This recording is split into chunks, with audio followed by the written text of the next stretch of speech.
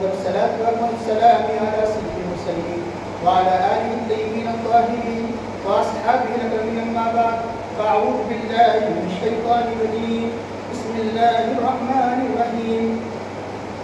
أم يقولون افترى على الله كذبا فإن يشاء الله يختم على قلبه ويكن له الباطل ويحق الحق بكلماته إنه عليم بذات الصدور.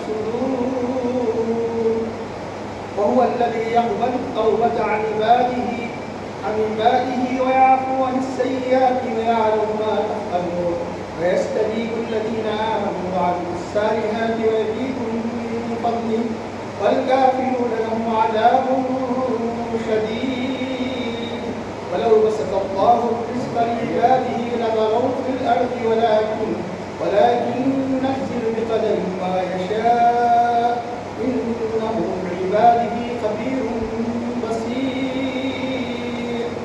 وهو الذي ينزل الغيث من بعد ما قنطوا وينشر رحمته وهو الولي الحميد. ومن آياته خلق السماوات والأرض وما بث فيهما من دابة وهو على جمعهم إذا يشاء قدير. صدق الله العظيم. قال الله تعالى في شأن نبيه الكريم إن الله وملائكته يصلون على النبي يا أيها الذين آمنوا صلوا عليه وسلموا تسليما. اللهم صل على سيدنا ونبينا مولانا محمد وعلى آله وصحبه وبارك وسلم. محترم جميعا بھائی ابھی 25 پارہ سورۃ الشورى آیت نمبر 24 سے آیت نمبر 29 تک تلاوت کا شرف حاصل کیا گیا کہ اسی سورۃ الشورى کی تیسرے رکوع کی یہاں تکمیل ہوتی ہے. ان آیات کریمہ کا ترجمہ ہے ام یقولون افترى علی اللہ کذبا. ام کے معنی عربی میں یا کے بھی ہیں بلکہ بھی ہیں.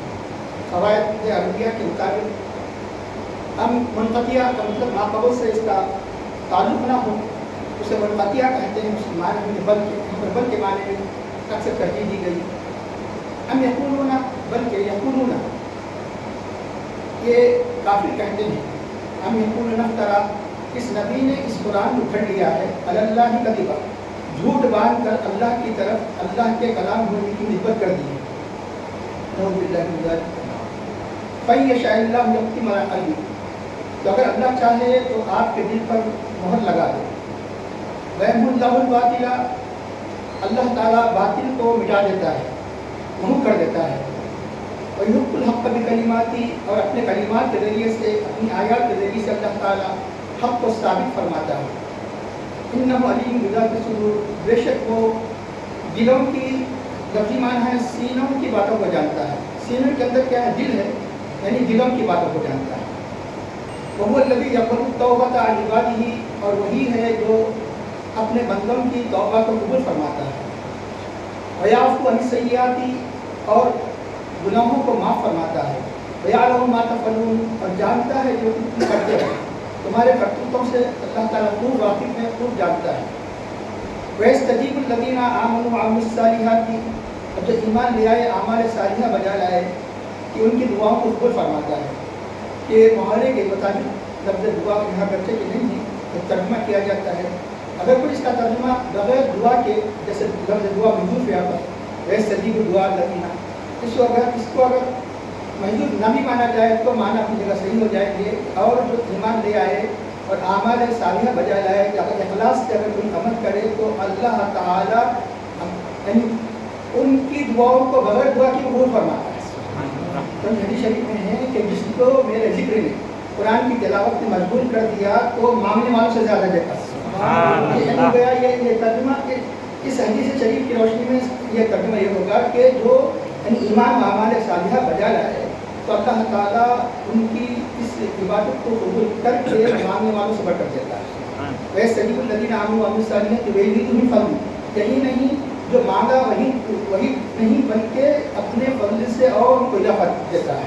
تو دعائیں کرتے ہیں تو دعائیں جتنی کرتی ہیں اتنی اللہ تعالیٰ کو نہیں فرماتا, اپنے فضل سے اور اضافہ کر کے دیتا ہے. اس کے برخلاف جس طرح اہل ایمان کو زیادہ دیتا ہے, کافروں کو اسی طرح سخت عذاب فرماتا ہے. والکافرون لهم عذاب شدید, اور کافروں کے لیے سخت عذاب ہے. ولو بسط اللہ رزق لعباده, اگر اللہ تعالیٰ اپنے بندوں کے لیے اس کو کشادہ کر, یعنی سب کے لیے عمومی طور کسی کے لیے اس میں حقوق سے خارج ہے کہ کسی کے لیے جیسے کافروں میں سے بعض کافروں کے لیے اللہ نے بس کر دیا, اللہ نے اپنے نیک بندوں کے لیے سے بہت سے لوگوں کو رزق عام کر دیا. یہ بات عمومی اعتبار سے کی جاتی ہے, سارے مخلوق کے لیے لیباجی کہا جا رہا ہے, ساری کی ساری مخلوق سب میں مالدار ہو. ولو بسط اللہ اس کا, اگر اللہ تعالیٰ اپنے سارے بندوں کے لیے اس کو عام کر دیتا, کشادہ کر دیتا, تو لبغوا فی الارض, زمین میں وہ بغاوت کرتے, فساد مچاتے.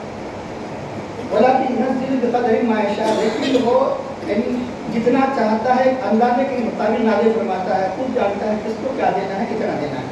ولکن ينزل بقدر ما يشاء انه بعباده خبير بصير, کیوں بے شک وہ اپنے بندوں سے باخبر ہے اور خوب دیکھتا ہے, یعنی کون کس کے لائق ہے, کس کو دیا جائے, کس کو نہ دیا جائے. وهو الذي ينزل, اسی طرح جس طرح یہ رزق کا معاملہ ہے, بارش کا بھی یہی معاملہ ہے. وهو الذي ينزل الغيث, وہی ہے جو بارش کو نازل فرماتا ہے. وهو الذي ينزل الغيث من بعد ما قنطوا, بعد اس کے کہ لوگ اس سے مایوس ہو چکے ہیں. اللہ تعالیٰ بارش نازل فرمایا, کافی دنوں سے بارش کی ہوئی ہے. وهو الذي ينزل الغيث من بعد ما قنطوا وينشر رحمته, اور اپنی رحمت کو اللہ تعالیٰ عام کرتا ہے. وهو الذي ينزل الغيث من بعد ما قنطوا وينشر رحمته وهو الولي الحميد, وہی کارساز ہے, وہی مددگار ہے, وہی لائق تعریف ہے.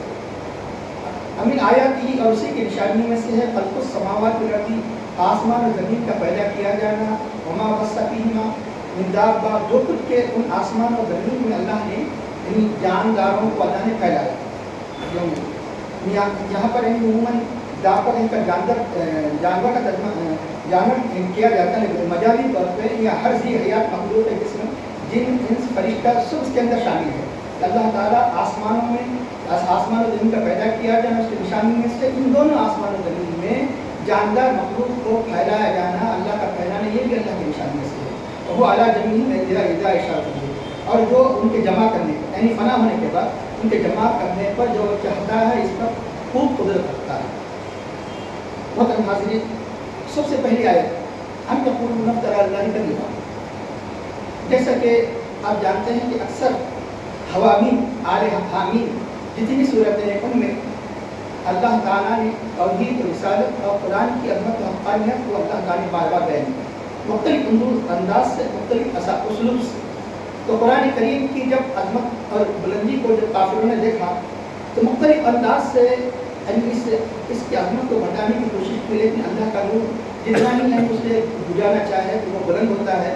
یہ خود بجھ جاتے ہیں لیکن اللہ کا نور بجھا نہیں سکتے. چنانچہ اب رہا یہ کہ اب وہ جس طرح کبھی انہوں نے ساحر کہا, کبھی مجنون کہا, کبھی شاعر کہا, کبھی یہ کہا کہ یہ اللہ کا کلام نہیں ہے, انہوں اللہ کے نبی نے خود بڑھ کر اپنے دل سے یہ بنا کر اسے اللہ کا کلام کہہ دیا. ایک تو یہ کہ اللہ کے نبی سے یہ محال ہے کہ اللہ کی طرف کسی جھوٹ کی نسبت ہے, اور اللہ کے حبیب صلی اللہ علیہ وسلم کی زندگی کو یہ سارے دیکھ چکے ہیں کہ یہ مکی زندگی کو دیکھ چکے ہیں کہ اللہ کے حبیب صلی اللہ علیہ وسلم نے کسی کے سامنے ظالم ادب نہیں کیا, پڑھا نہیں, کہیں کا مولوی اللہ تعالیٰ.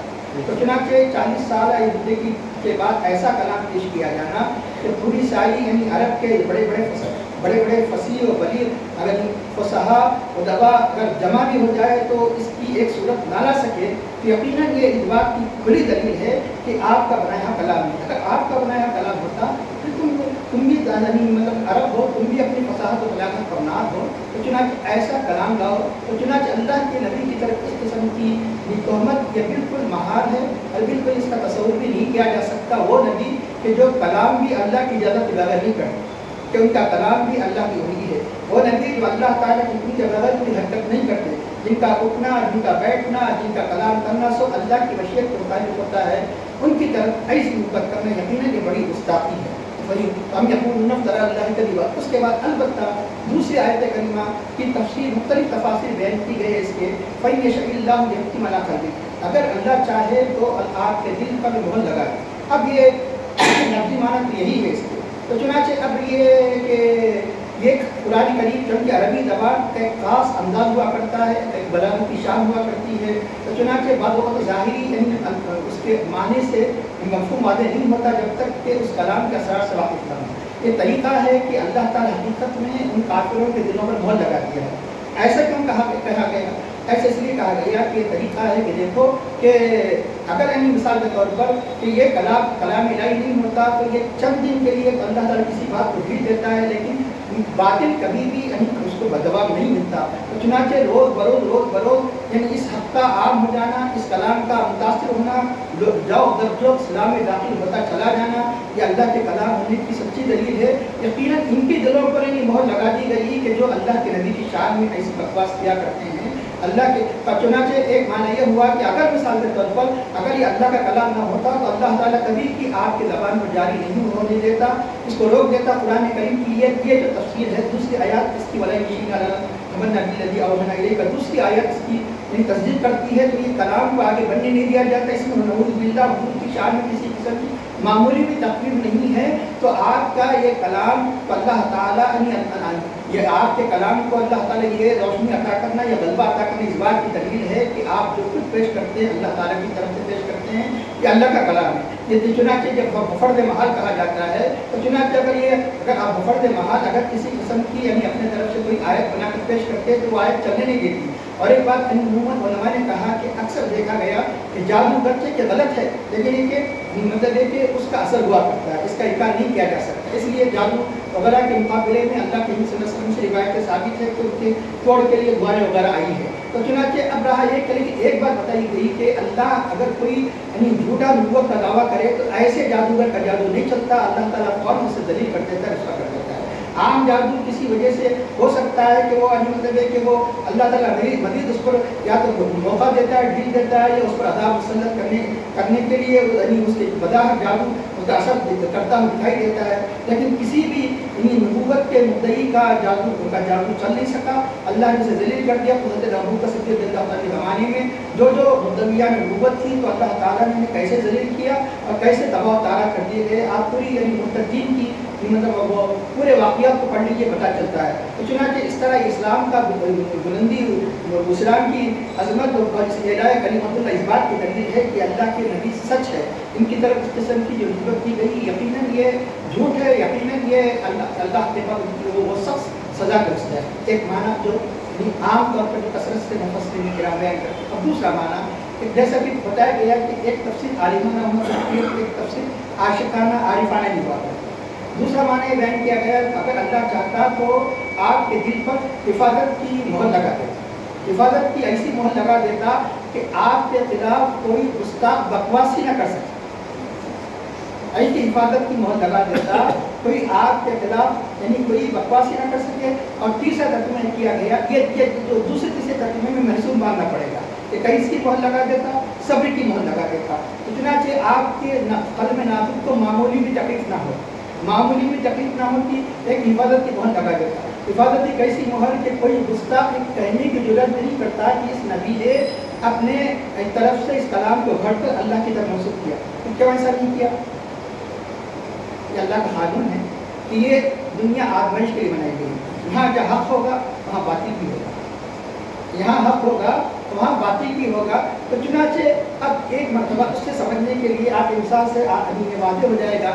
ایک مرتبہ حضرت موسیٰ علیہ السلام نے عرض کیا اے اللہ کہ بنی اسرائیل روزانہ کیسی کیسی تہمتیں لگاتے ہیں کہ میرے خلاف ان کی زبانوں کو بند کر دیا۔ اللہ نے فرمایا اے موسیٰ میرے خلاف کیسی کیسی باتیں کرتے ہیں، میں نے ان کی زبانوں کو بند نہیں کیا تو تمہارے بارے میں ان کی زبانوں کو کیسے بند کروں؟ تو چنانچہ یہ اللہ تعالیٰ کسی کو تعریف کے ذریعے سے اللہ بلندی عطا فرماتا ہے، تو کسی کو ایسے حرکات کی وجہ سے اللہ تعالیٰ اور ذلیل کر کے اپنی سزا کا زیادہ مستحق بنا دیتا ہے۔ تو ایسا ہوتا ہے کہ بالکل یعنی مخالف زبان ہی نہ کھول سکے کہ اللہ ایسا بھی کر سکتا تھا کہ کوئی شرک نہ کر سکے، اللہ کے ذات و صفات میں کوئی شریک نہ کر سکے۔ تو چنانچہ یہ عظمت اور شان گویا اللہ کے صلی کے بیان کی جائے گی۔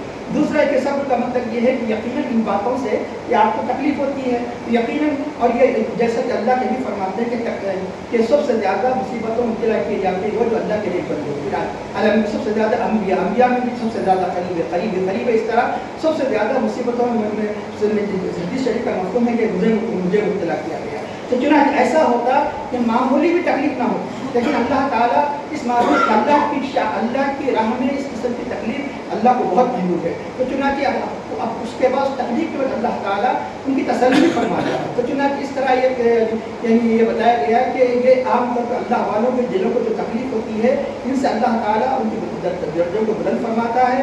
اللہ اسے اور ان کو مزید اور اپنا مقرب بنا دیتا ہے. تو چنانچہ یہ بالکل واضح مفہوم ہے. اور چنانچہ اسی کی تائید کے لیے اللہ تعالیٰ فرماتا ہے کہ اللہ تعالیٰ باطل کو رحم اللہ الباطل باطل کو میٹ دیتا ہے. یقینی بات ہے کہ جو مخالفین ہیں مخالفین کی وجہ سے حق کی عظمت اور بلند ہوتی ہے, حق کی عظمت اور سمجھ میں آتی ہے. تو چنانچہ اللہ نے نمرود اس لیے پیدا کیا کہ حضرت ابراہیم کی شان و شوکت کا جلوہ لوگ دیکھ سکیں.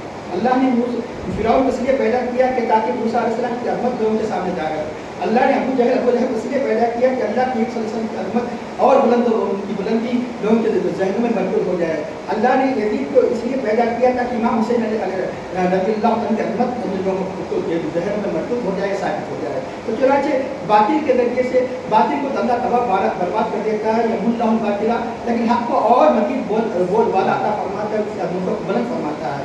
یمحو اللہ الباطل ویحق الحق بکلماتہ, حق کو اپنے کلمات کے ذریعے سے بلندی یعنی ثابت کرتا ہے. وضاحت حق اگر یعنی شہید بھی ہو جائے تو اللہ تعالیٰ آخر میں یعنی مطلب ہے کہ باطل کا نام مٹا دیتا ہے, لیکن حق کے نام کو ہمیشہ ہمیشہ کے اللہ تعالیٰ بلند و بالا فرماتا ہے.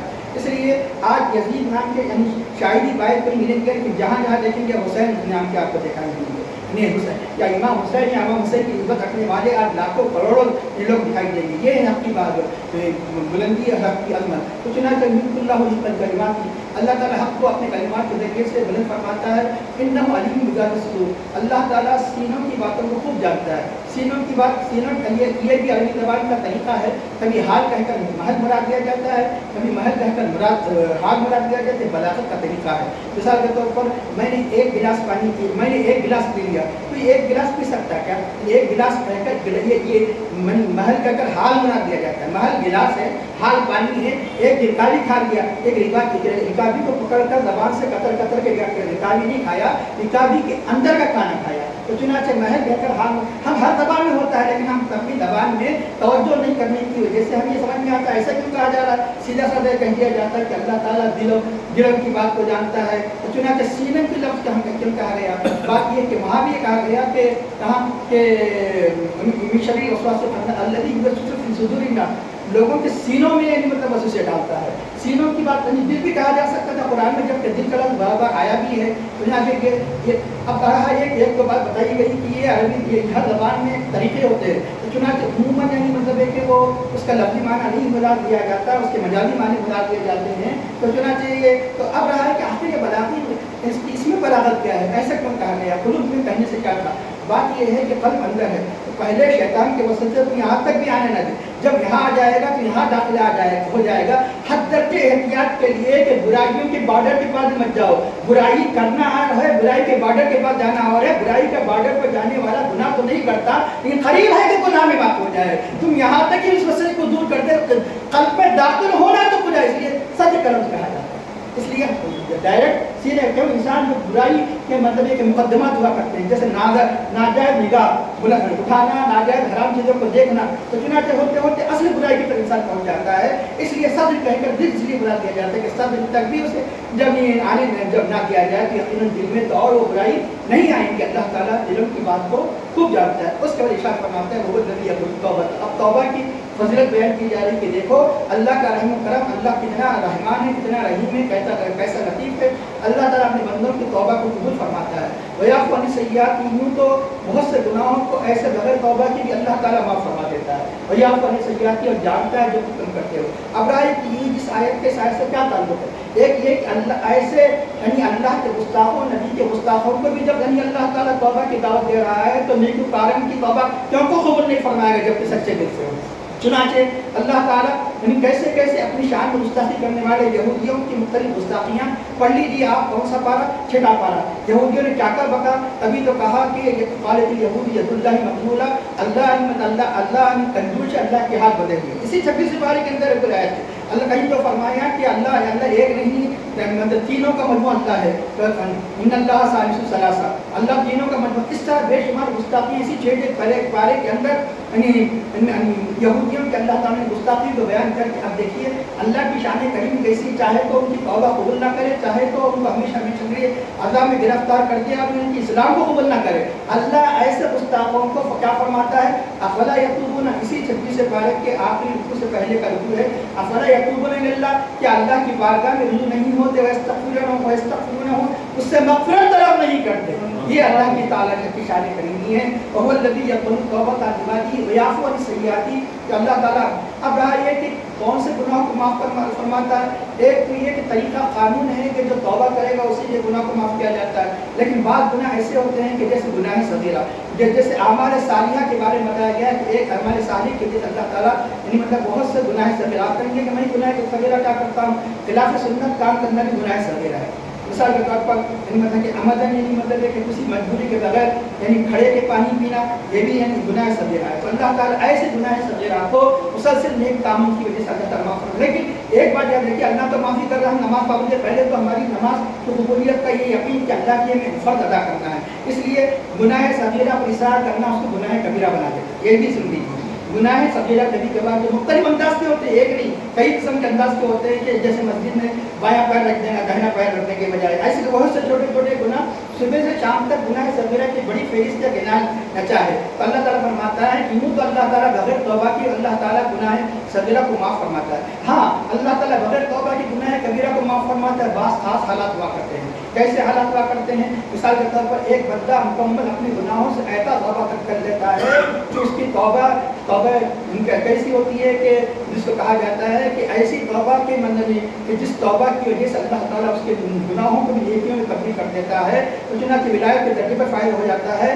تو ایسے توبہ کرنے والوں کے گناہ کبیرہ کو معاف کر دیا جاتا ہے۔ جیسے کافر جب ایمان لاتا ہے تو اس کی ساری زندگی کا برکت کفر و شرک معاف ہو جاتا ہے۔ تو چنانچہ جیسا کہ بتایا گیا کہ حج مقبول ہو جائے تو اللہ تعالیٰ کو مطلب گناہ کبیرہ کو بھی معاف فرماتا ہے۔ تو میں نے ہاں یہ کہ جو اہل حقوق کے حق ہے وہ تو ادا کرنا پڑے گا۔ حج جانے سے پہلے کسی سے قرضہ لیا، فلانی میرے گناہ ہے، سب گناہ معاف ہو گئے، لہٰذا چنانچہ توبہ کے طریقہ یہ ہے کہ جس کا کوئی مطلب کہ کفارے کا کوئی ذریعہ نہیں ہے تو وہ اس کے لیے تو توبہ سے معاف ہوتے ہیں، جس کا کفارہ ہو اور جس کا طریقہ مقرر ہے تو وہ توبہ اس کو مکمل ہوگی، اہل حقوق کے حق ادا کرنا، اور اگر فرائض و واجبات ہے تو اس کی قضا کرنا، قضا کرنے کے جو طریقہ جس کی قضا کا کوئی طریقہ مقرر نہیں ہے تو اللہ تعالیٰ ایسے گناہوں کو معاف فرما دیتا ہے۔ لیکن ایسے گناہ کے جس کی کفارے کی کوئی صورت ہے، ویسے گناہ جب تک کہ اس کے مطلب کفارہ ادا نہ کیا جائے، کفارے سے مراد یہ مطلب کہ اس کا بدل ادا نہ کیا جائے، نمازوں کی قضا نہ کی جائے، اس کی نمازیں معاف نہیں ہوں گی، اور جس کا قرض وغیرہ لیا جب تک ادا نہ کیا جائے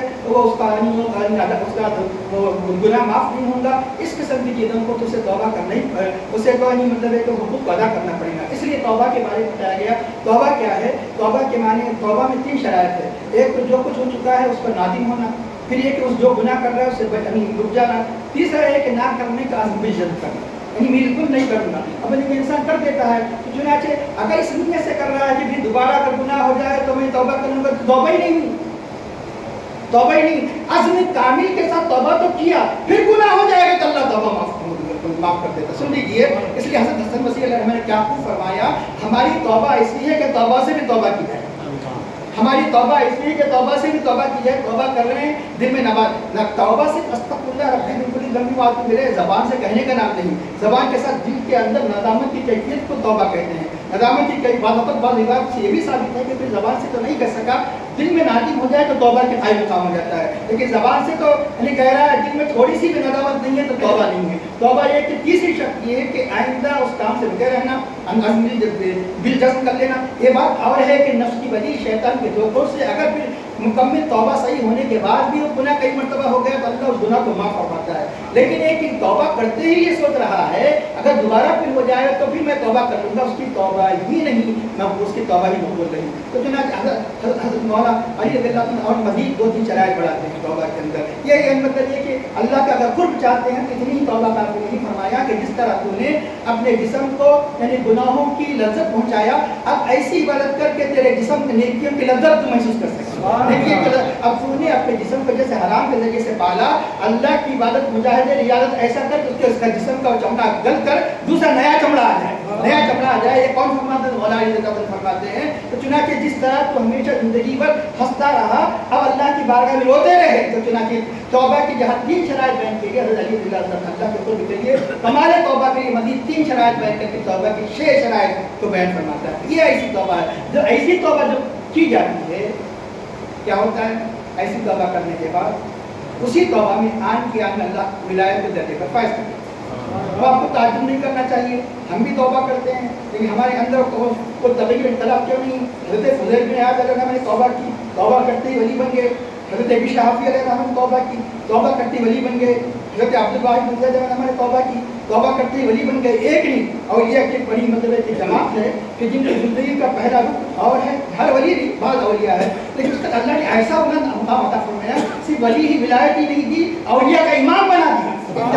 جن کے نام لے رہا ہوں سو اولیاء کے امام ہے، صرف ولی نہیں اولیاء کے امام ہے۔ تو چنانچہ 1-2 بزرگوں کے میں واقعات بیان کروں گا انشاءاللہ تعالیٰ، تو چنانچہ کیسے ان کی زندگی میں انقلاب پیدا فرما دیتا ہے، اس ایسے انقلاب پیدا فرما دیتا ہے۔ حضرت فضیل بن عیاض یہ کون ہے؟ حضرت فضیل بن عیاض رضی اللہ تعالیٰ عنہ یہ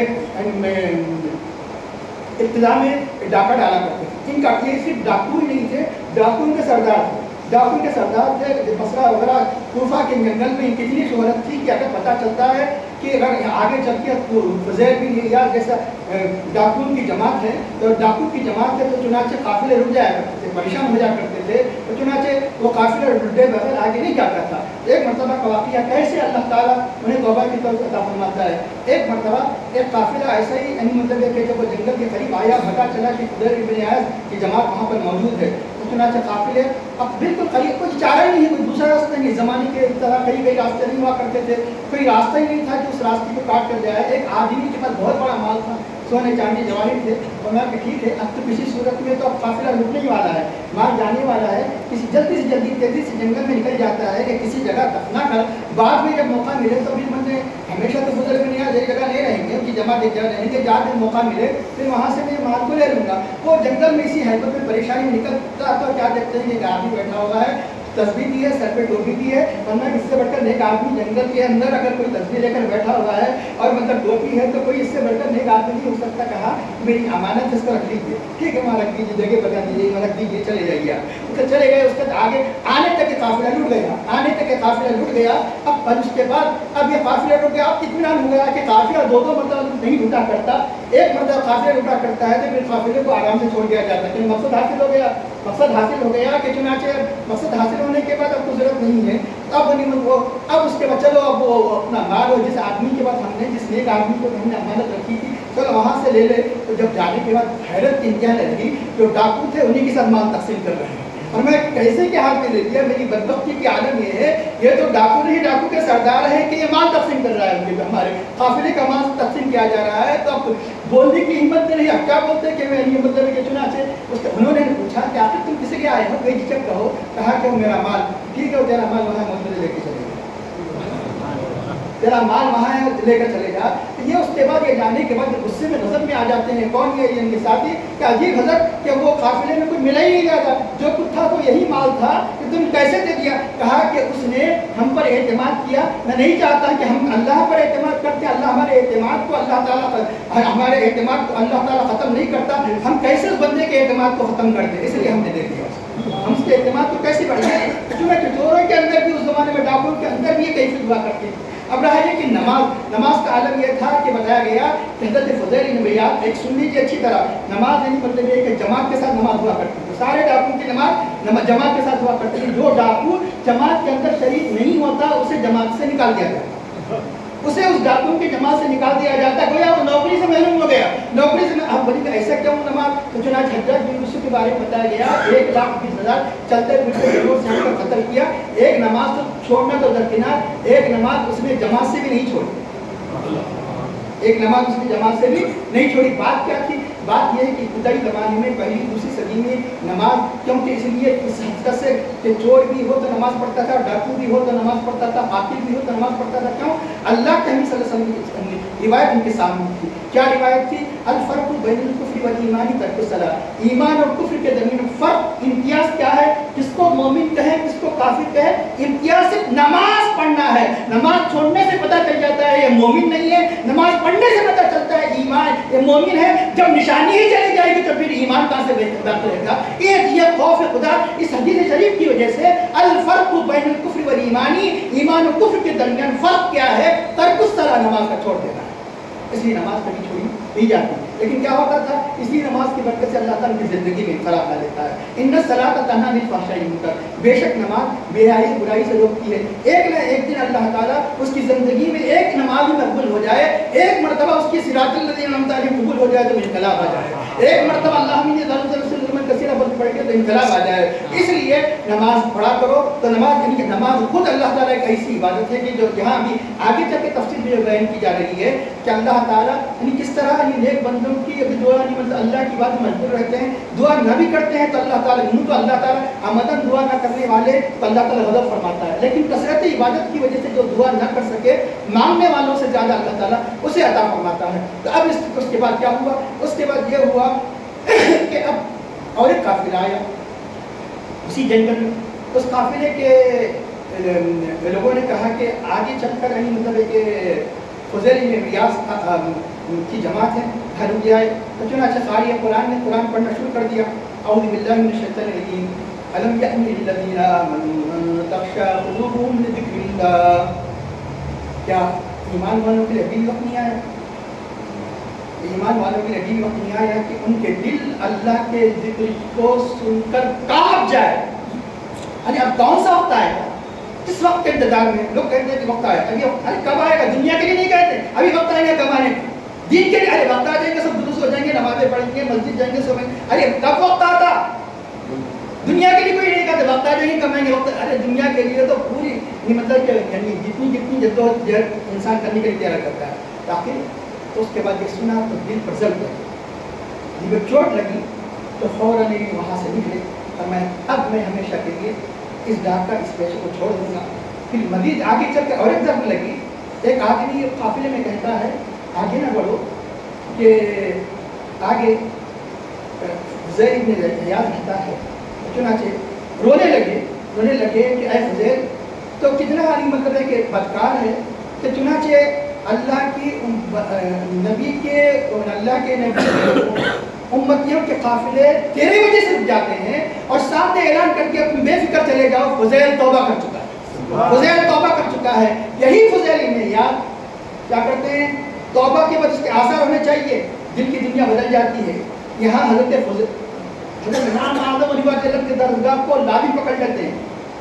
एक तौबा करके इंसान खाली बात में हो जाता है, इल्म दीन, यहाँ पर इल्म दीन सीखते हैं। और उधर हज़रत अब्दुल वाहिद बिन ज़ैद रज़ियल्लाहु के दस्तक पर बैत करके वहाँ विलायत के दर्जात तय करते हैं, यहाँ इल्म के दर्जात तय करते हैं। वही फ़ुज़ैल ने यार आगे चलकर कितने बड़े वली ही नहीं बल्कि औलिया के सरदार कैसे हज़रत सैयदना अली रज़ियल्लाहु के खलीफा, हज़रत हसन बसरी रज़ियल्लाहु अन्हु, हज़रत हसन बसरी रज़ियल्लाहु के खलीफा, हज़रत अब्दुल वाहिद बिन ज़ैद, हज़रत अब्दुल वाहिद बिन ज़ैद बिन खलीफा, हज़रत फ़ुज़ैल बिन इयाद, हज़रत फ़ुज़ैल बिन इयाद खलीफा, हज़रत इब्राहिम की सिलसिले चिश्तिया और बहुत से सलासिल की तरतीब है। तो ये इतना मकाम अता कितना बुलंद मकाम। ये है तौबा, ये है तौबा। ऐसे तौबा की जाए जैसे कि अली ने फरमाया, ऐसा इनकलाब पैदा हो। हम तौबा करते हैं बस पहले तो सुन लीजिए कितना बड़ा मकाम अता किया हज़रत फ़ुज़ैल इब्न इयाद। इमाम आज़म के शागिर्द हज़रत फ़ुज़ैल इब्न इयाद भी बड़े वक्त के औलिया, हज़रत दाऊद दाई भी है। उस ज़माने के लोग औलिया उलमा के सामने ज़ानू अदब तय करते थे, उलमा औलिया के सामने ज़ानू अदब तय करते थे, मामला चलता। लेकिन आज एक दूसरे की मुनाफसत के जरिए चल रहा है, इसलिए फ़ैज़ खत्म हो गया। क्या मतलब कि मशाइख उलमा की तौहीन करते हैं, उलमा मशाइख की तौहीन करते हैं। इसलिए ये सब के सब नहीं बता रहा हूँ, एक आम फ़ज़ा बता रहा हूँ। हज़रत करते हैं, लेकिन आज उलमा और मशाइख के दरमियान मोहब्बत की फ़ज़ा पैदा हो जाए तो फिर ऐसे फ़ैज़ के जरिए जारी हो जाएगा। کہ علماء اولیاء کے سامنے، اولیاء علماء کے سامنے ظالم ادب کرتے ہیں کرے تو آج نہیں ہمارے ماحول میں انقلاب پیدا ہو سکتا ہے۔ اب اس کے بعد سنیے کہ اب یہاں یہ کیا ہوتا کہ جب حضرت فضیل بن ایاض آپ کی درسگاہ میں آتے، آپ کے شاگرد ہیں، ایک تو شاگرد ہے علی کا، ابھی تو یہ تو شاگرد پہلے پڑھ رہے ہیں سیکھ رہے ہیں، اب اٹھ جاتے، کون اٹھ جاتے؟ امام اعظم پر ان کے ادب کے لیے اٹھ جاتے، شاگرد جاتے تو تعجب سے کہتے حضرت اب اتنے بڑے امام ہیں، فضیل بن ایاض آتے تو اٹھ جاتے، فرمایا کہ اللہ کے ہم کو فرماتے ہیں کون امام اعظم، گرچہ کہ وہ خود اللہ کے بڑے ولی ہیں، ہم اللہ کے احکام کو جانتے ہیں، وہ اللہ کو جانتے ہیں، اللہ کے احکام کو جانتے ہیں، اللہ کو جانتے ہیں، یہ مقام عطا فرمایا۔ ہم توبہ کرتے ہیں، پھر ایسا کہ خلا میں ہمارے توبہ کرتے ہیں مخصوص گناہ کرتے ہیں، وہ گناہ کرے وہ گناہ کرے اللہ معاف کرے، اس لیے وہی گناہ معاف ہوتے ہیں بس کہ توبہ قبول ہو جائے۔ لیکن ہم ساری زندگی کے گناہوں سے توبہ نہیں کرتے، یعنی ساری زندگی کے گناہوں سے توبہ کرے، ہر قسم کے گناہ سے توبہ کرے تو آج ہی زندگی میں خلل پیدا ہوتا ہے۔ آج ہی زندگی تو یہ جتنی لوگ اللہ نے ہدایت عطا فرمایا وہ صرف مخصوص والی گناہوں سے توبہ نہیں کیا، سارے کے سارے حقوق اللہ سے متعلق، حقوق العباد سے متعلق سارے کے سارے گناہوں سے اس سے بتایا جاتا ہے کہ اب چن کر ان لوگوں کو جو جانتے ہیں ان کے پیسوں کو واپس کیا۔ حاکم کو جاتے ہیں، فضیل بن ایاض کہتے ہیں کہ مجھے سزا دو، میں بہت بڑا مجرم ہے، حاکم اکرام کے ساتھ بھیج دیتا کہ نہیں میں نے معاف کر دیا، اس طرح یعنی یہ توبہ ہے چنانچہ۔ اب آئیے اللہ تعالیٰ فرماتا ہے کہ وہ الذی یقبل التوبۃ عن عبادہ ویغفر السیئات ویعلم ما تفعلون، اس آیت کریمہ یہ فرمایا اور جانتا ہے جو تم کرتے ہو، جانتا ہے جو تم کرتے ہو، مطلب یہ ہے کہ اگر بندے کو یہ پورا یقین ہو جائے کہ میں جو کر رہا ہوں اللہ جانتا ہے تو گناہ ہی نہ ہو، گناہ ہی نہ ہو، ویعلم ما تفعلون، اس لیے اللہ نے فرمایا کہ دیکھو گناہوں سے بچنے کا ایک وظیفہ یہ ہے کہ ویعلم ما تفعلون کو ذہن نشین کر لو۔ اب اللہ تعالیٰ فرماتا ہے کہ ان لوگوں کی دعا کو قبول فرماتا ہے جو ایمان و اعمال صالحہ بجا لائے۔ حضرت ابراہیم بن ادم جو ان کے خلیفہ ہے، جن کے حضرت ابھی جن کا ذکر کیا حضرت فضیل فرماتے ہیں کہ ہماری آخری دعائیں کرتے ہیں کہ دعا کیا قبول نہیں ہوتی، اللہ تعالیٰ کے احکام کی بھی عزت نہیں، تمہاری پاس اور یاد نہیں کرتے دعا کم کا قبول ہوگی۔ چنانچہ وَإِذَا سَأَلَكَ عِبَادِي عَنِّي فَإِنِّي قَرِيبٌ، جب میرے بندے میرے بارے میں سوال کرے تو کہہ دو کہ میں قریب ہوں، فَإِنِّي أُجِيبُ دعوت، فَإِنِّي أُجِيبُ میں بندوں کی دعاؤں کو قبول فرماتا ہے۔ اذا دعانی، جب وہ دعا کرتے ہیں فَلْيَسْتَجِيبُوا لِي، بندوں کو بھی چاہیے کہ میرے احکام کی اطاعت کریں۔ فَإِنِّي أُجِيبُ دعوت الداعِ إِذَا دعانی فَلْيَسْتَجِيبُوا لِي وَلْيُؤْمِنُوا بِي لَعَلَّهُمْ يَرْشُدُونَ۔ تو چنانچہ دعاؤں کی قبولیت سے پہلے شروع جو درس ہوا ہے وہاں پر تفصیل بیان کی گئی، وہاں بھی آپ دیکھ سکتے ہیں یوٹیوب پر کہ دعا کے بارے میں تفصیلی دعا آخر یعنی قبولیت کے مطلب کیا کیا طریقے ہیں کہ جیسے وسیلے کے ذریعے سے دعا قبول فرماتی ہے، بعض دعائیں بظاہر دیکھنے میں قبول نہیں ہوتی، لیکن یاد رکھیے کبھی دعا کبھی رد نہیں ہوتی۔ دعا کے ذریعے سے اللہ تعالیٰ تین باتیں، ایک تو یہ کہ اللہ تعالیٰ اس دعا کو قبول فرماتا ہے، یعنی مطلب ہے کہ اس کے دعا کے آثار دنیا میں دکھائی دیتے ہیں۔ دوسرا ہے کہ اللہ تعالیٰ اس دعا کی وجہ سے کسی بلا کو دفع کر دیتا ہے، آپ کو پتہ ہی نہیں چلتا وہ بلا کیوں دفع کی دعا، یہ ہے کہ اللہ تعالیٰ اس دعا کو ذخیرہ بنا کر رکھتا ہے کل قیامت کے دن، کل قیامت کی جب ثواب دے گا تو جن کی دعائیں قبول ہوتی تھی اور تمنا کریں گے کاش کہ ہماری دنیا میں کوئی دعا قبول نہیں ہوتی، آج دعاؤں کا جو عظیم ثواب دیا جاتا ہے وہ ثواب ہمیں ملتا۔ تو چنانچہ اب اس کے بعد ارشاد ہوتا ہے کہ اللہ تعالیٰ جو اہل ایمان جو اللہ کی بارگاہ میں رجوع ہوتے ہیں ان کی دعاؤں کو قبول فرماتا ہے۔ کیسے دعاؤں کو قبول فرماتا ہے؟ وہاں پر کوئی قید نہیں ہے کہ غلام ہو آقا ہو، جو اللہ کی بارگاہ میں رجوع ہونے والا ہے اللہ ان کی دعاؤں کو قبول فرماتا ہے۔ اب آئیے ایک واقعہ میں سناؤں، یعنی حضرت جن کا واقعہ سن چکے حضرت فضیل بن ایاض علیہ الرحمہ کے حضرت عبدالواحد بن زید، اور خاص طور پہ واقعہ میں آپ اس لیے سنانا جا رہا ہوں کہ حضرت عبدالواحد بن زید جو حضرت امام حسن بصری علیہ رحمۃ کے خلیفہ، یعنی حضرت علی رضی اللہ عنہ کے خلیفہ کے خلیفہ، بعض روایات کے مطابق زندگی کے آخری حصے حضرت علی رضی اللہ کی زندگی کے آخری ایام تھے، حضرت عبدالواحد بن زید کے 13 ایام تھے، حضرت عبدالواحد بن زید رضی اللہ عنہ کو کچھ علم کا حصول کا شرف بھی ملا، لیکن خلیفہ ہے حضرت امام حسن بصری۔ تو عمر اتنی بڑی ہوئی کہ 140-50 سال وقت عمر بتائیے، 50-60 سال، 70 سال ہی بعد روایت میں آیا ہے۔ تو چنانچہ اور آج خاص طور پر جیسے کہ تاریخ تصور دوسرے کے حوالے سے بعض روایتوں میں کچھ اور بھی تاریخ بتائی گئی، 16 سفر کے لیے جن کی وفات کا دن بتایا گیا کون حضرت عبدالواحد بن زید، اور بعض روایتوں میں 27 سفر یعنی آپ کی وفات کا دن بتایا گیا۔ ایک ہجری میں بھی اختلاف ہے، بعض نے کہا 170 ہجری، بعض نے کہا 177 ہجری، 177 جیسے کہ ہمارے سلسلے کے میں ہے 177 ہجری، 16 سفر، بعض روایتوں میں 27 سفر۔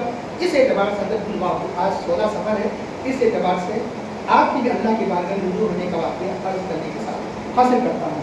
اللہ تعالیٰ قبول فرماتا ہے جو ایمان لاتے ہیں، اعمال صالحہ کی زندگی گزارتے ہیں۔ حضرت عبدالواحد بن زید یعنی گرچہ کہ ایسی کوئی یعنی مطلب کس قسم کے نعوذ باللہ کوئی کوئی گناہ وغیرہ وغیرہ ایسی چیزوں میں زندگی نہیں تھی، زندگی سیدھا سادہ ایک عام مسلمان جیسے زندگی گزارتا ہے ویسے ہی گزارا کرتے تھے، لیکن کہ سلوک کی راہ میں مجاہدی کی راہ میں آپ قدم نہیں رکھے تھے، یعنی طریقت وغیرہ کی راہ سے واقف نہیں تھے. تو چنانچہ ہوا ہے کہ حضرت عبد الواحد بن زید کا ایک غلام تھا، تو غلام نے یہ آپ سے یہ غلامی کے اپنے شرط مانگا کہ میں آپ کی غلامی کے لیے تیار ہوں، لیکن ایک بات یہ ہے کہ رات میں مجھ سے کوئی کام نہیں لینا، رات میری ہوگی دن تمہارا ہوگا، رات میری ہوگی دن تمہارا ہوگا، رات میں آزاد ہوں گا، صبح اس کے بعد اب رہا یہ غلام ہے، غلام کو تو رات اور دن 24 گھنٹے غلام ہوتا ہے، اس کے بعد میں روزانہ 1 دینار دے دیا کروں گا. کتنی آسان بات ہے 1 دینار، کون سا مالک پسند نہیں کرے گا کہ 1 دینار مل جائے روزانہ. 1 دینار یعنی سونے کا ہوتا ہے 1 دینار، صبح 1 دینار پیش کر دوں گا، آپ قبول کر لیا، لہٰذا روزانہ صبح 1 دینار پیش کر دیں. اب وہ غلام کے بارے میں اب ان کے ساتھی نے کہا کہ اب مختلف قسم کے الزامات، وہ غلام زرگر ہے، رات میں سونے کا کام کرتا ہے، اس لیے آسانی میں دیوان میں رکھتا ہے. کوئی کہتا ہے کہ کفن چور ہے کیونکہ قبرستان وغیرہ بھی جایا کرتا ہے، کیونکہ اس لیے پتا چلتا ہے کہ ہو سکتا ہے کہ کفن چورا کر بیچتا ہے، مختلف تہمتیں. اب یہ تہمتیں چنانچہ جن کو اللہ نے عقل سلیم دی ہے وہ تہمتوں کو سنا نہیں کرتے، اب کو تحقیق کر لیا.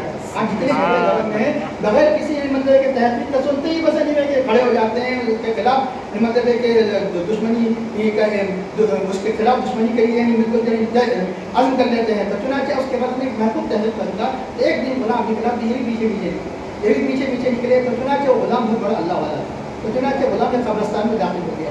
یہ بھی قبرستان میں چھپ کر کے مطلب کہ درختوں وغیرہ کے پیچھے چھپ کر دیکھنے لگے. اور رات بھر غلام عبادت میں مصروف رہا. تہجد کا وقت آیا تو اس نے دعا کی، اے اللہ کہ اے مالک الملک، میرا ایک مجازی مالک بھی ہے، حقیقی مالک مجازی مالک بھی ہے. چنانچہ اس کی مسجد رکھا کر چنانچہ ہاتھ میں ایک سونے کا دینار گر پڑا. ہاتھ میں سونے کا دینار گر پڑا تو حیران ہو گیا. یہ عبد الواحد بن زید حیران ہو گئے کہ کسی صورت میں غلام کو میں صبح آزاد کر دوں. اتنا یہ غلام نے اللہ کا اتنا محبت بن رہا ہے. اس کے بعد وہ ہے کہ وہ باہر آئے، آ کے جب صبح کا وقت ہوا تو لوگوں سے پتہ پوچھا کہ بولے کہ یہاں سے بعض ہوا تم 200 سال بتایا گیا، 200 سال نہیں مانے تو 2 مہینے کی بڑی بات ہے، 2 مہینے کا راستہ ہے یہاں سے. جبکہ وہ چند رات کے چند ساتوں میں پہنچ گئے. بعض بات ہے 200 سال تک ہی بتایا گیا، یا 2 مہینے یا 200 سال کا راستہ ہے، آپ کا جس شہر کا نام لے رہے ہیں. پھر کیا ہوگا؟ پھر یہی تو سوچ لیا کہ جب وہ غلام آئے گا، اب غلام کہا جائے گا اللہ ہی بہتر جانتا ہے. پھر وہ شہر میں چھپ گئے. اس کا پھر جب غلام شان میں آیا پھر منظر کو دیکھے پھر وہ دعا کی. اب غلام کے پیچھے جس طرح غلام کے پیچھے چلنے سے اتنی بڑی راہ طے ہو گئی، اسی غلام کے پیچھے چلنے سے میں گاؤں جاؤں گا. اس لیے اللہ والے کے والوں کے پیچھے چلیں گے تو راستہ کیا ہو جاتا ہے؟ شارٹ ہو جاتا ہے. یہ راستہ شریعت کا راستہ بھی جاتا ہے، لیکن یہاں 1 مہینے بھی جاتا ہے تو یہاں 1 دن منٹوں میں چلے جاتا ہے. ویسا جانا چاہیے. اس لیے احمد بھائی اہدنا الصراط المستقیم، صراط الذین انعمت علیہم، ان کے راستے پر چلا جن پر تو نے انعام کیا ہے. تو چنانچہ خود اگر کودتے ہوئے جائیں گے تو بڑی مشقتیں ہوں گے، ٹھوکریں کھائیں گے، لیکن جب راستہ جاننے والے کے دامن کو تھام لیں گے تو کوئی پریشانی نہیں ہوگی، آسانی تک پہنچ جائیں گے. چنانچہ اس لیے اب اس کے کیونکہ اللہ کا ولی تھا، ان کے راستے میں چلنے کی وجہ سے وہ آن کے آن میں یعنی مطلب مہینوں کا سفر اور لمحوں میں انہوں نے طے کر لیا. اب اس کے بعد جب وہ غلام باہر نکل کر آیا اور اب بات کہہ دی کہ بات یہ تو چنانچہ غلام نے ٹھیک ہے لے لیجیے آپ کی یہ 2 دن کی مزدوری، 2 دن آ گیا. ایسے نیک شریف ہوا کرتے، ایک نہیں 2 دن دیا. ایک دن تو وہ مطلب ہے کہ وہیں پر شہر میں رہ گئے کیونکہ اس غلام کے انتظار میں تھے، اس کے پیچھے جائیں گے.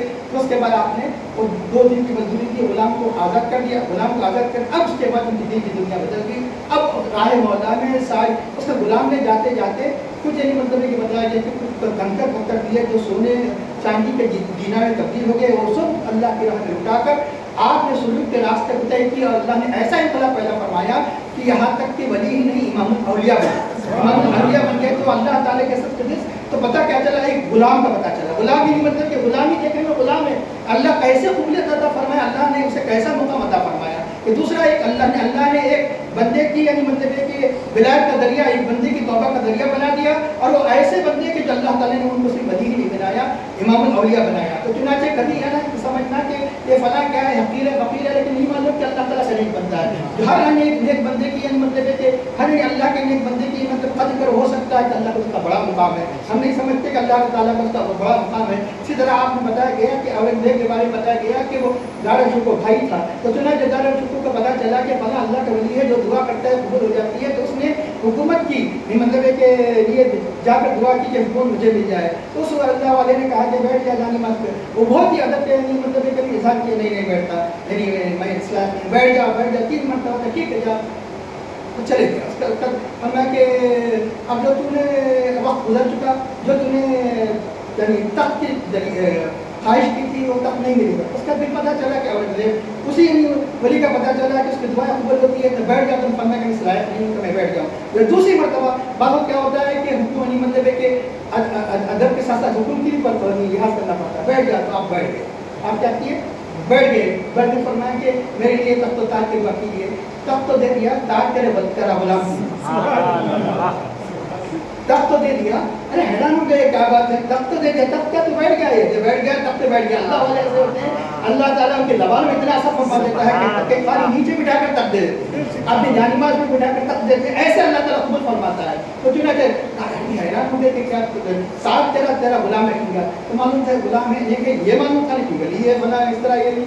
अब हैरान हो गए, मैं कैसे गुलाम को कहूँगा, अभी बादशाह नहीं है, अभी बादशाह नहीं मेरे, मैं गुलाम कैसे कहूँगा, ताज बना दे। तो चुनाचे कोई ना कोई बहाना उन्होंने तलाश किया। एक मरतबा बैठे अपने शमले को क्या गिरा लगा के बेल लगा के परेशानी हो रहे थे, भाई परेशानी में इधर ताज रखते मेरे सर, वो ताज रखते भी रखते, जैसे गुलाम कहते ना, ये दे दे कपड़ा दे दे फला दे, अरे मैं इस लायक नहीं हुजूर, नहीं तुझे नहीं। तो आखिरी में जब 2 से 3 मरतबा उसने ताज रख दिया, उसने मन में मेरा भांडा फोड़ दिया, अब मैं आपकी गुलामी रहेगा, तो मुझे गुलामी से आज़ाद फरमा दीजिए। क्यों? उस वो अल्लाह का वली था जो इनकी गुलामी की शक्ल में गुलाम बना हुआ था, गुलामी की शक्ल में। इस तरह वस्तजीबुल्लज़ीन आमनू व अमिलुस सालिहात, अल्लाह ताला ईमान वालों के लिए अब जो ईमान लाए और अमाल सालिहा की दुआ कबूल फरमाता है। कैसे दुआ कबूल फरमाता है? चुनाचे की बात सुन लीजिए अच्छी तरह। आप नमाज को देख दुआ है, लेकिन इसका मतलब ये नहीं नमाज का दुआ ना की जाए, दुआ ना की जाए। नमाज को एक दुआ है। कैसे दुआ है? हदीस शरीफ में आता है कि अफजल दुआ अल्हम्दुलिल्लाह, अफजल दुआ अल्हम्दुलिल्लाह। तो हर रकात में क्या पढ़ते हैं?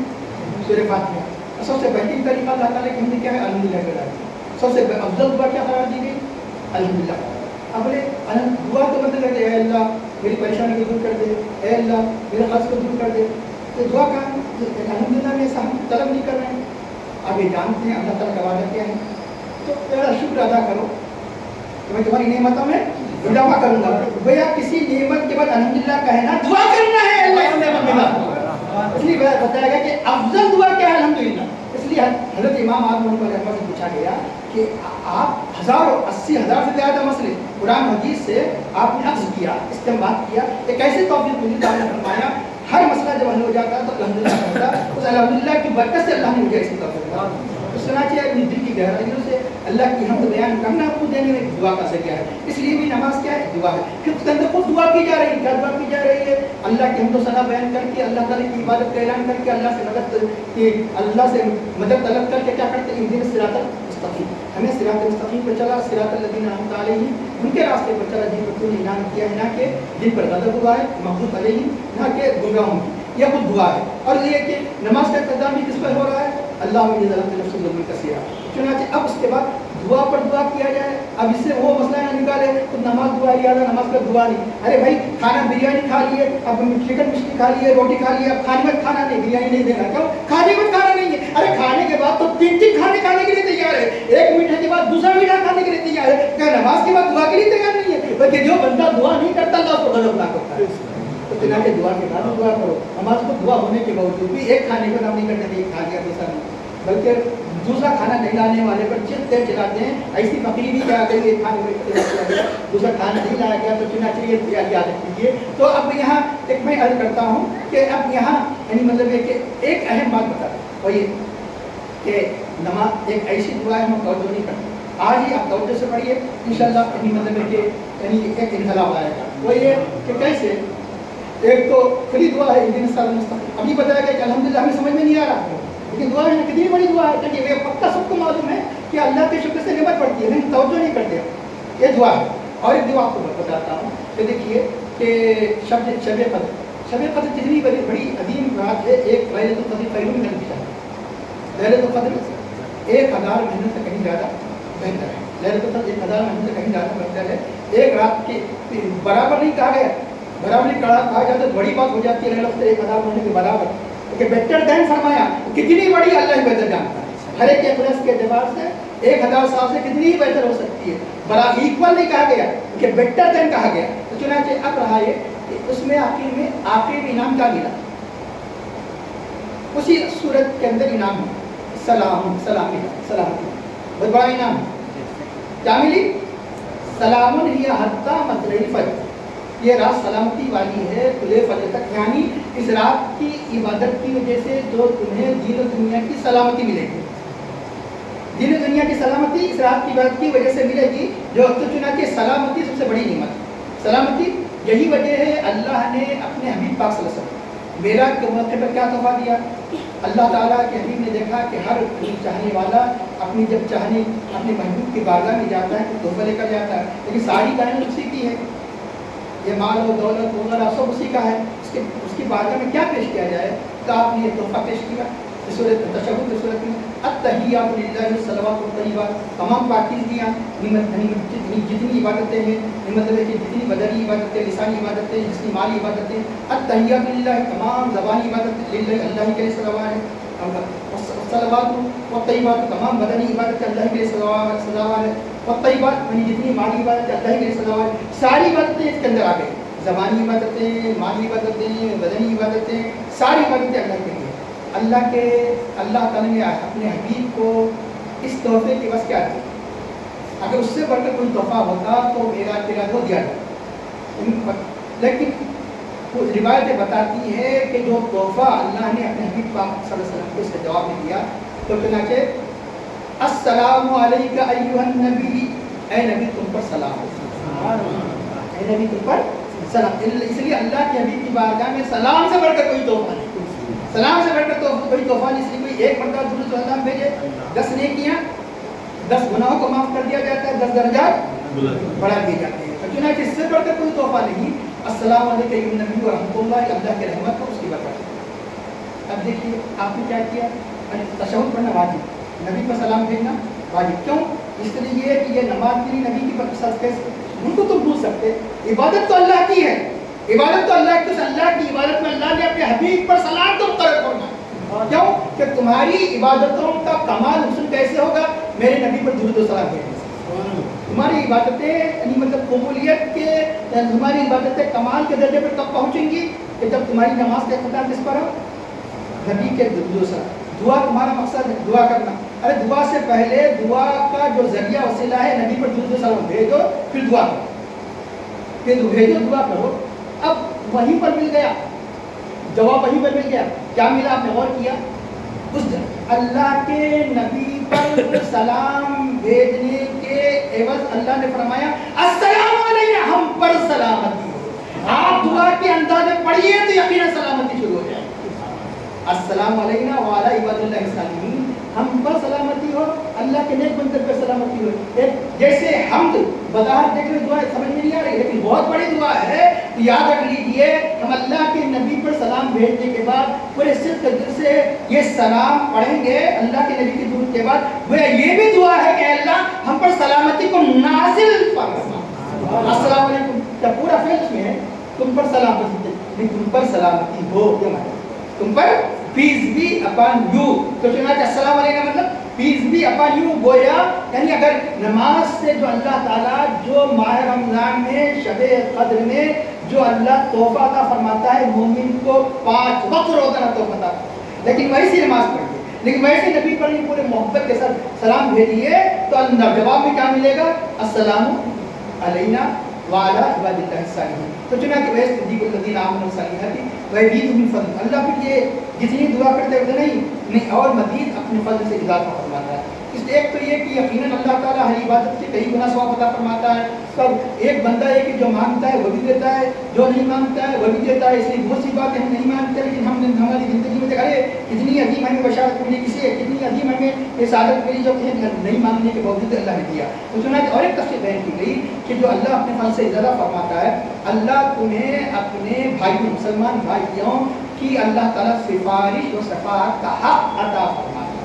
یعنی مطلب کل قیامت کے دن اللہ تعالیٰ مزید یہ عطا فرماتا ہے کہ تم جس کی شفاعت کرتے ہو نیک بندے، اللہ تعالیٰ ان کی شفاعت، اللہ کے انبیاء کی پوری صورت میں سفارش فرماتا ہی ہے کہ اللہ تعالیٰ اہل ایمان کی اپنے ایمان والے بھائیوں کے حق میں بھی شفاعت و سفارش کو قبول فرماتا ہے۔ تو چنانچہ بخاری کی روایت ہے کہ جب غنی بعض گنہگاروں کو کہا جائے کہ دوزخ میں جاؤ تو گنہگار کہے کہ اللہ یہ، تو چنانچہ بعض نیک بندے دکھائی دیں گے، اے اللہ میں نے اس کو وضو کا پانی دیا تھا، اے اللہ سے میں نے فلاں فلاں چیز دی تھی، اللہ تعالیٰ فرماتا جاؤ میں نے بخش دیا، میں جاؤ تمہیں کہ ان نیک کاروں کی وجہ سے، ان نیک کار شفاعت بھی کریں گے، نیک کاروں کے ساتھ جو نیکی کی جائیں گی اس کے عوض اللہ تعالیٰ اس کو مطلب کیا بنا جائیں گے، وسیلہ بنا دے گا، وَيَزِيدُهُم مِّن فَضْلِهِ۔ اس کے برخلاف جو اللہ تعالیٰ کے منکر ہے کہ جس طرح ان پر عنایتیں ہیں ان پر سخت سزا ہے، وَالْكَافِرُونَ لَهُمْ عَذَابٌ شَدِيدٌ، اور کافروں کے لیے سخت عذاب ہے۔ اس کے ارشاد ہوتا ہے وَلَوْ بَسَطَ اللَّهُ رِزْقَهُ، ہم تو دعائیں تو کرتے ہیں پھر بھی پریشانی کا عالم ہے، یہ کہتا ہے پھر بھی کوئی مطلب ہے کہ کوئی انقلاب دکھائی نہیں دے رہا ہے، کوئی دولت کوئی بڑھتی دکھائی نہیں دے رہی ہے، مطلب عہدہ بڑھتا ہوا دکھائی نہیں دے رہا ہے، تو چنانچہ اللہ تعالیٰ فرماتا ہے وَلَوْ بَسَطَ اللَّهُ رِزْقَهُ لِعِبَادِهِ، اگر اللہ تعالیٰ اپنے بندوں کے لیے رزق کو کشادہ کر دیتا ہے، تمام کے تمام بندے سب مال کر دیتے لَبَغَوْا فِي الْأَرْضِ، زمین میں کیا کرتے فساد مچاتے، زمین میں فساد مچاتے، کیوں؟ اکثر عام طور پر دولت بہت کم لوگ ہوا کرتے ہیں، ان کی دولت ان کی نیکی کے اضافے کا سبب بنتی ہے، اللہ کے محبوب بندے کا سبب بنتی ہے۔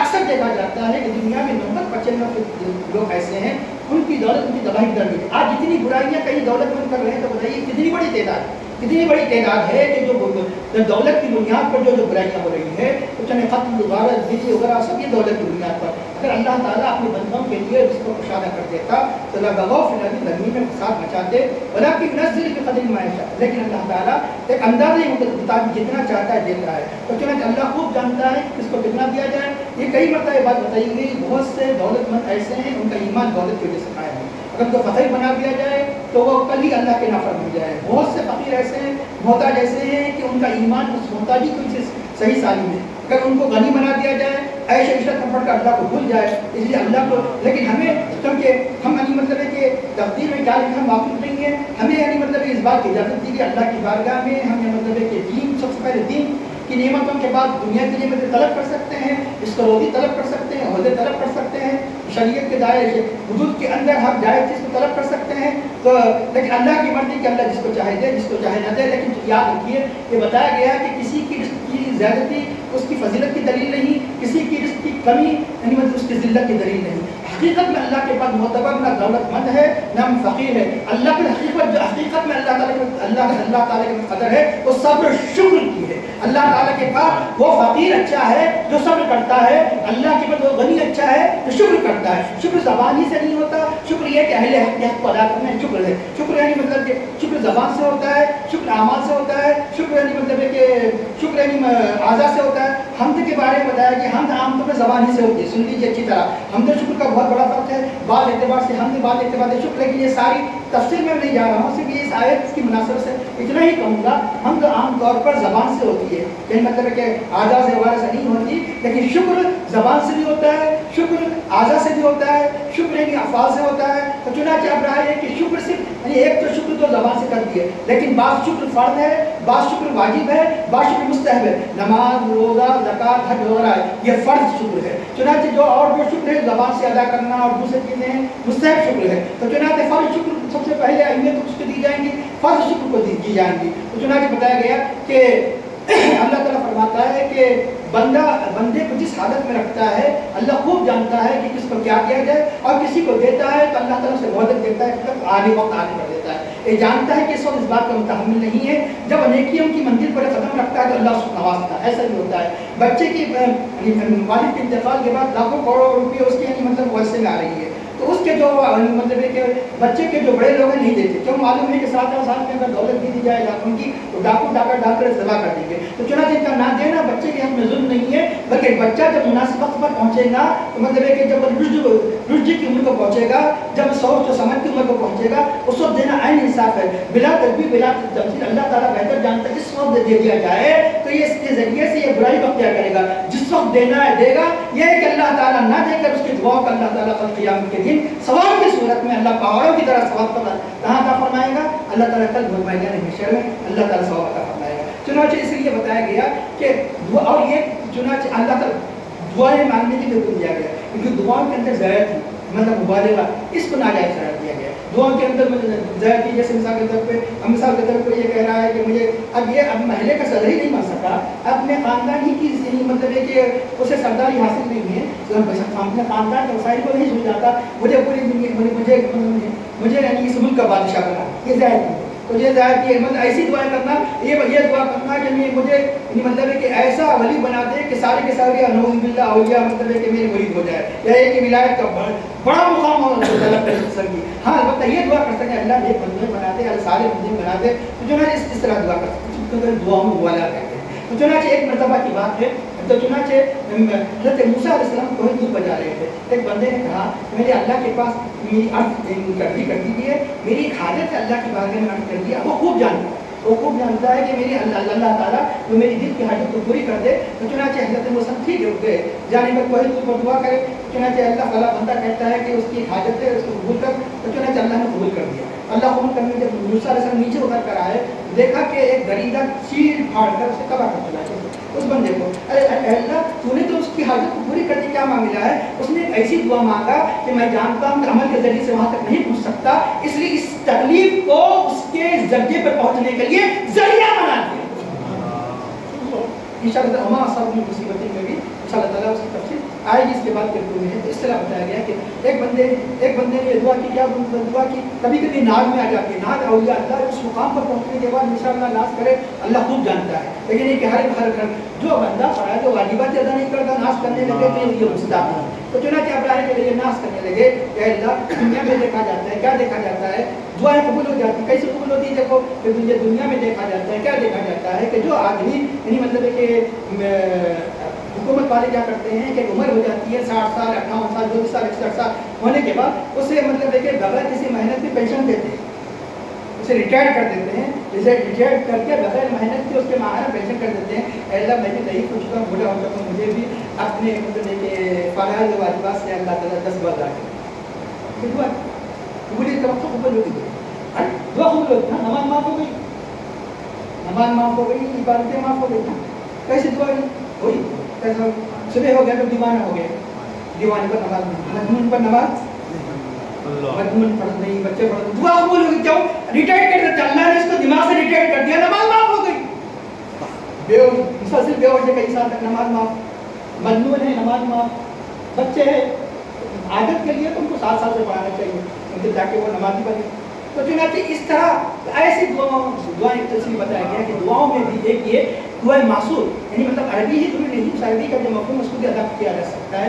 دعائیں معصور یعنی ان دعاؤں کو جو احادیث میں آیا بہت جامع دعائیں کرتی ہے، ان دعاؤں کو آپ اردو میں بھی کر سکتے ہیں۔ مثال کے طور پہ یہ بتایا گیا کہ جب بارش نہیں ہو رہی ہے، دعا کر دیا اللہم اغثنی غیثا، اے اللہ ہم پر بارش نازل فرما، تو بارش نازل فرما تو بارش ہوتی ہے، کیسی بارش ہوتی ہے کہ پوری کا پورا علاقہ تباہ ہو جاتا ہے، پوری کھیتیاں تباہ ہو جاتی ہے۔ اسے اللہ کے بھی ایک لفظ اور بڑا اضافہ فرمایا اللہم اغثنی غیثا، مجھ سے ایسی بارش جو ہمارے لیے مددگار ثابت ہو، ایسی بارش جو ہمارے لیے مددگار ثابت ہو۔ تو چنانچہ صرف یہ دعا کریں کہ اللہ عمر بڑھا دے، عمر تو بڑھ جائے گی لیکن ایسی عمر ہے کہ فرش ہو جائے بستر پر کئی سال تک، اے اللہ عمر یعنی مطلب یہ کہ اعمال صالحہ کے ساتھ بڑھا دے، اے اللہ عمر ہماری یعنی مطلب کہ نیکی کے ساتھ بڑھا دے، عمر ہی نہیں اللہ اعمال صالحہ کی توفیق کے ساتھ صحت و عافیت کے ساتھ بڑھا دے۔ یہ ساری باتیں احادیث کریمہ میں جو کلمات ہوا کرتے ہیں اتنے جامع ہوا کرتے ہیں، وہ ساری باتوں کو اندر درج ہوتے ہیں۔ اس لیے دو یہ بتایا گیا کہ ولو بسط اللہ رزقہ لعبادہ لبغوا فی الارض، اگر اس کو کشادہ کر دیا جاتا تو انسان اس میں زمین میں فساد مچانے لگتے، ولکن ينزل بقدر ما يشاء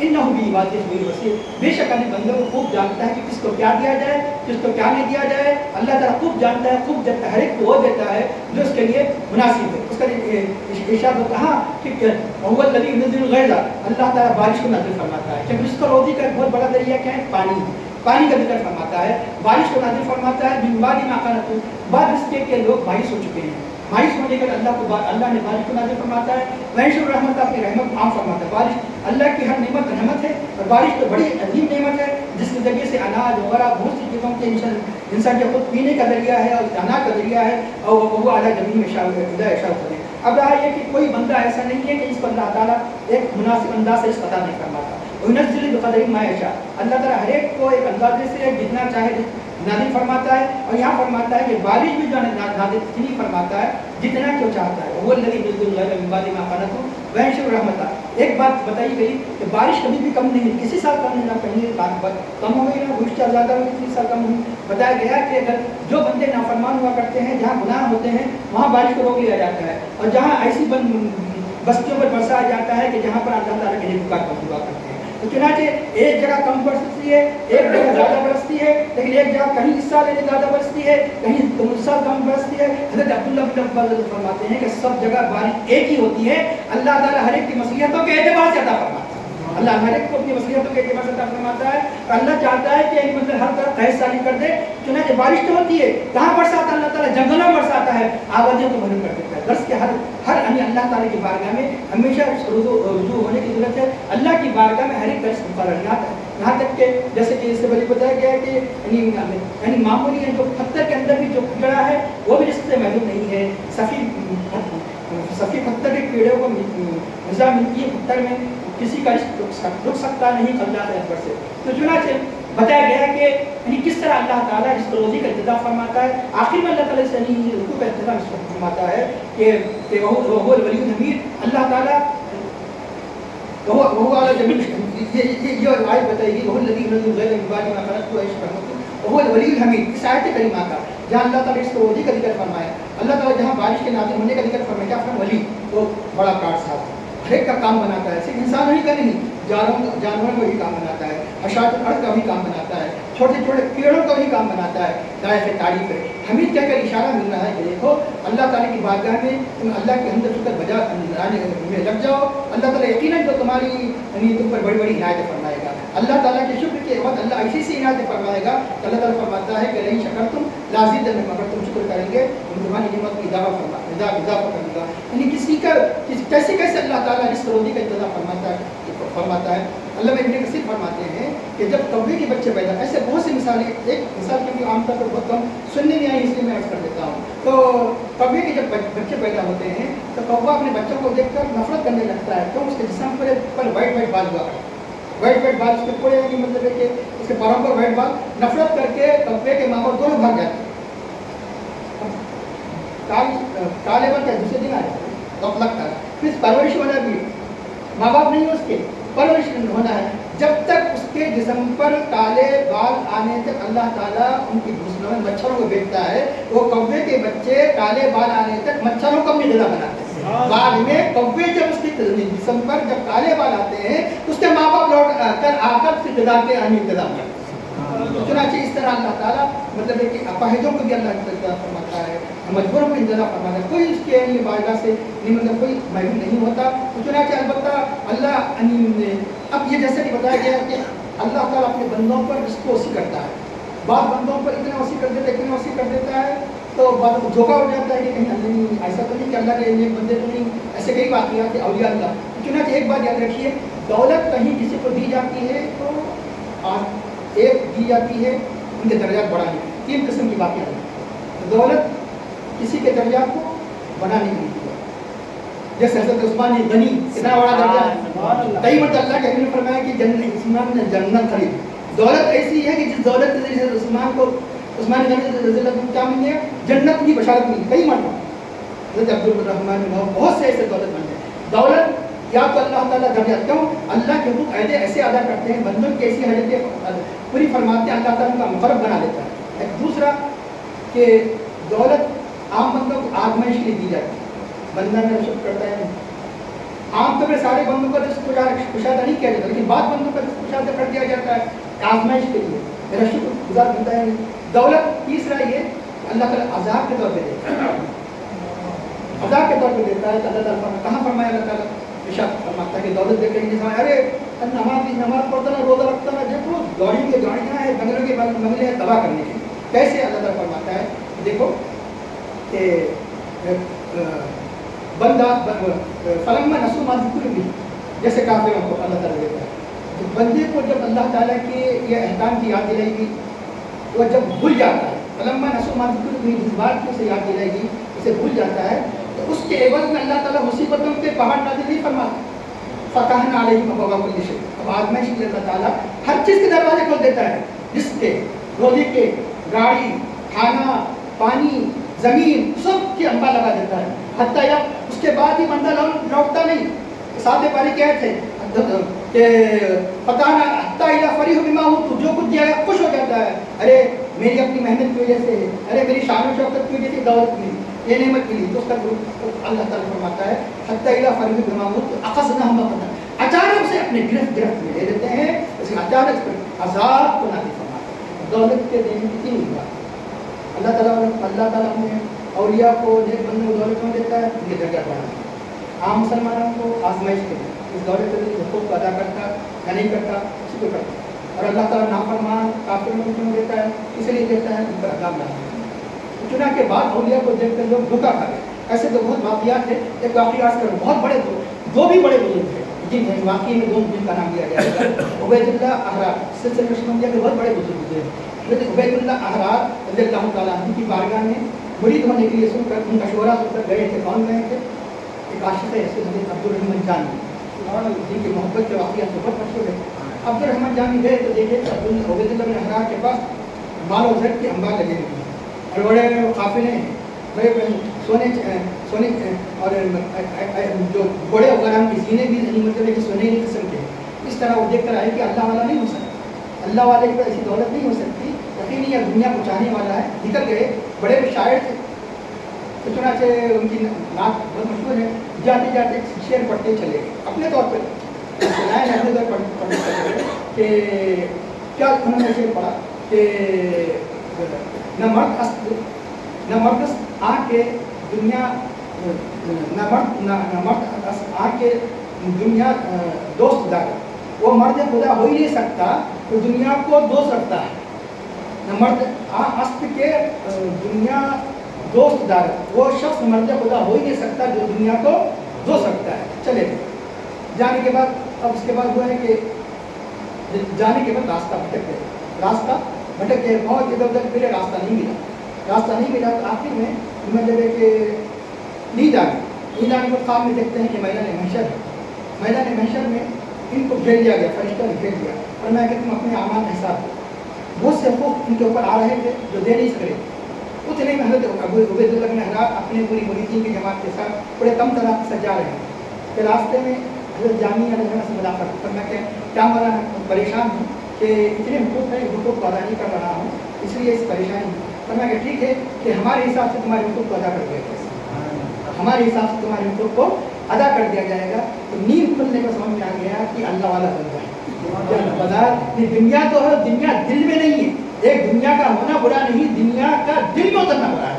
کشتی تو پانی پر چلے گی، دنیا بھی چاہیے، لیکن وہ کشتی اگر پانی کے اندر کشتی آ جائے تو تباہی کے پاس ہوگا. پانی کے اندر اگر کشتی پانی کے اندر آ جائے گی تو تباہی کے پاس ہوگا.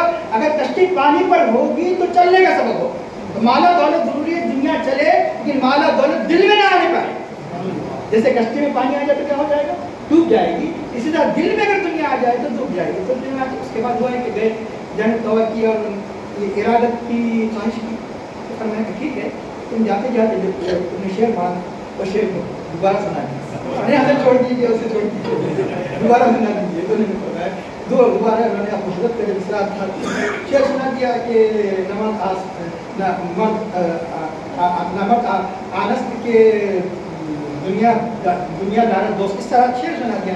انہوں نے شعر کی تکمیل فرمائی. کون؟ حضرت عبید اللہ نے. اگر دارت برائے دوست دارت، اگر وہ مرد نہیں ہے جو دنیا رکھتا ہے، دولت رکھتا ہے، تو فرمایا ہاں اگر رکھتا ہے تو دوست کے خاطر رکھتا ہے، اللہ کے خاطر رکھتا ہے، اللہ کے محتاج بندوں کو دینے کے لیے رکھتا ہے، غریبوں کی مدد کرنے کے لیے رکھتا ہے. یقین اگر رکھتا بھی ہے تو دولت کس کے لیے رکھتا ہے؟ کہ دوست کے لیے رکھتا ہے.